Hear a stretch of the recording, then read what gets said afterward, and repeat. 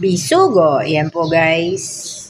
Makikita nyo, umuusok-usok pa kasi kumukulo na po yung suka. Ayan. Nagluluto tayo ng dalawang malalaking bisugo.